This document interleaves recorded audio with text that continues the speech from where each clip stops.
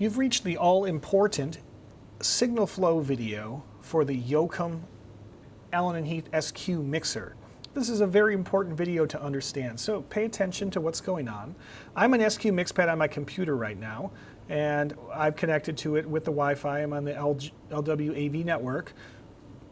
I've got the Jochum sound mixer. I'm going to hit connect. It might ask me for a username and a password. That's to keep some people out of there. There's a document that has those things.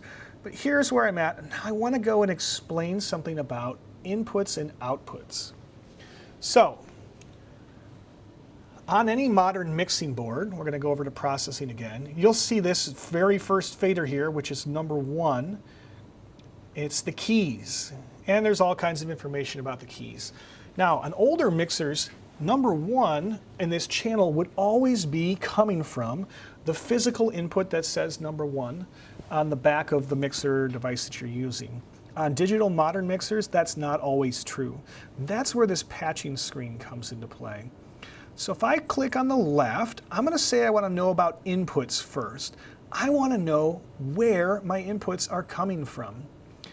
And here are the names of the channels that I am processing. This very first one that says keys, that's the same one here. It goes keys, fence key, box 3, box 4, electric guitar, bass, cajon.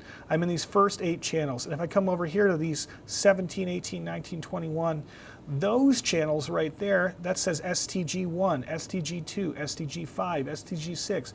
What are all these things and where do they actually come from? That can be set here in the patch screen. So when I'm on the input on the left, do that first if you're trying to figure out what goes into the board. Now, what I have is a way to tell where I want the signal to come from. And this thing that's at the top, it says input sockets, and the first tab is local. And local means the physical XLR input that's on the back of the board. And you're going to see right now in these this first group of settings, we don't have anything coming from local. If I scroll, I'm going to click and drag up over to where it says stage. Then I go down further and you're going to see it says speaker. So this mic, this input channel that's called speaker, it's getting its information from local number 17. What does this mean? This, for our purposes in the Jochum room, these are the wireless microphones that are plugged into the back of the board. 17 goes to 17, 18 goes to 18, 19 goes to 19, and so on, based on numbers up to 24. Now, these 17 through 24 are sort of special, though. They sit in another box, and at the moment that I'm recording this video, that box is not in the Jochum room at all. So when we were using it, that one was in there, and those wireless signals were associated, but it's whatever's plugged into the back of the board physically, and all the wireless microphones are what mostly are plugged in there physically. We also have over here wireless 1, wireless 2, wireless 3, wireless 4, and you'll see that's coming from local 1, local 2, local 3, local 4. Those ones are currently over there. 1 through 16 are always in the Jochum room, and those are channels that you want to be able to access if you needed to. So for the channel called wireless 1, we're getting it from input number 1, which is our wireless microphone. Now, where else could we get things from? Well, one thing we could do is get stuff from this thing that says D-Snake. This S-Link D-Snake.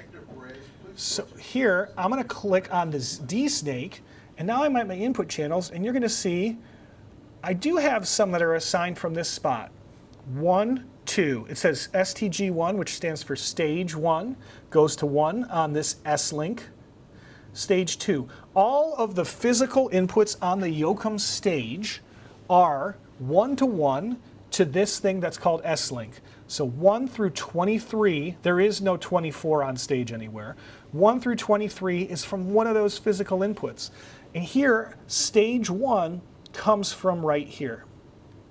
USB would be if you have a computer connected that you're getting audio from and you wanted that to go to a particular channel. And there's one other source here called I/O port, and it says Dante. Now, there's a couple important things to understand about Dante. Right now we've got keys, fence key, box 3, box 4. All these first 16 channels are coming from 1, 2, 3, 4, 5, 6, 7, 8, 9 through 16.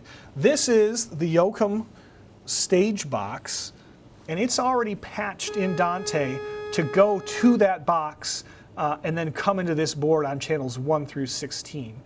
It doesn't have to be 1 through 16 though. The important thing to understand with Dante is that there's 2 levels of patching.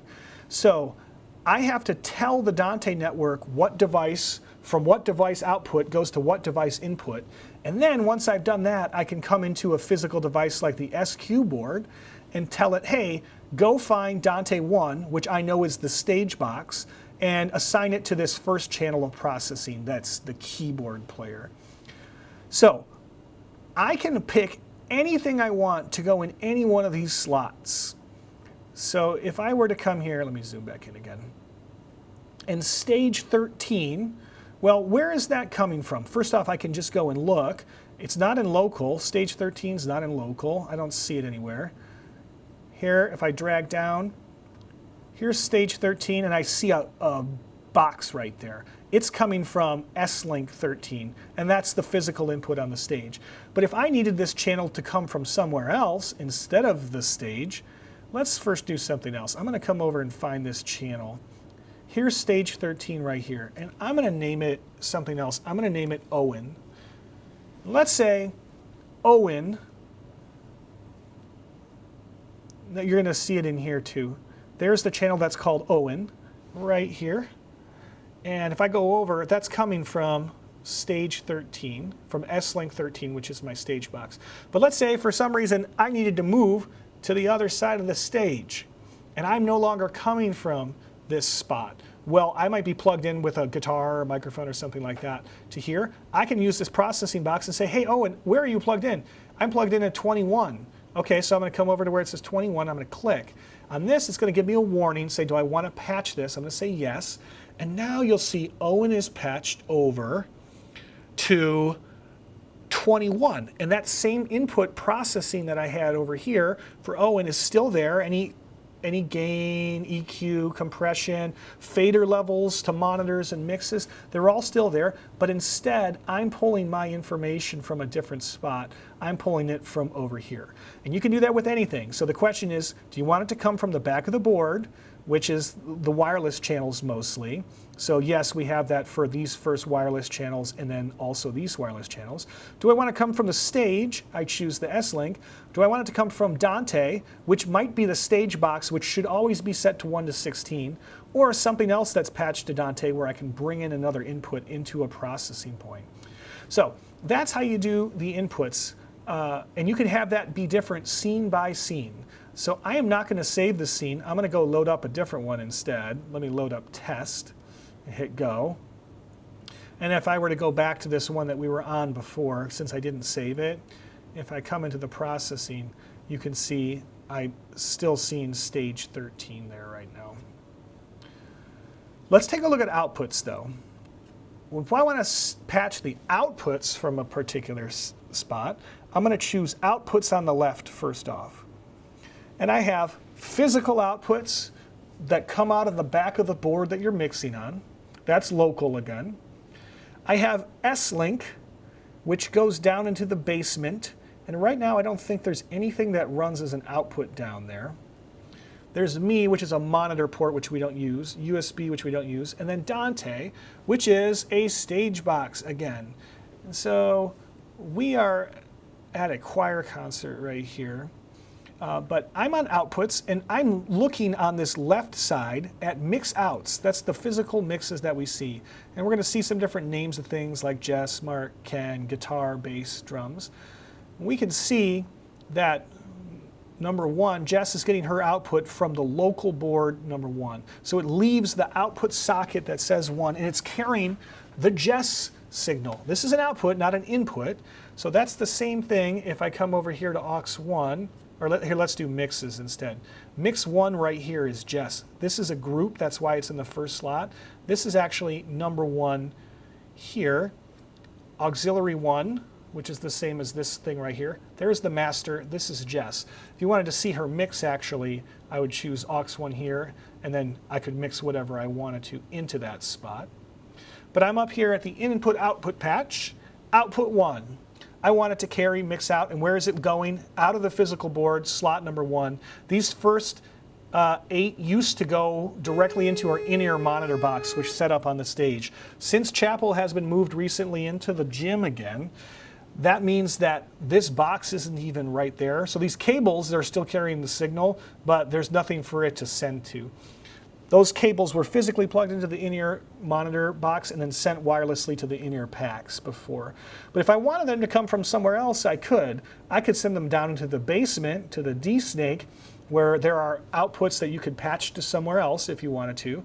Or I could go to the I/O port and I could choose some of the Dante spots.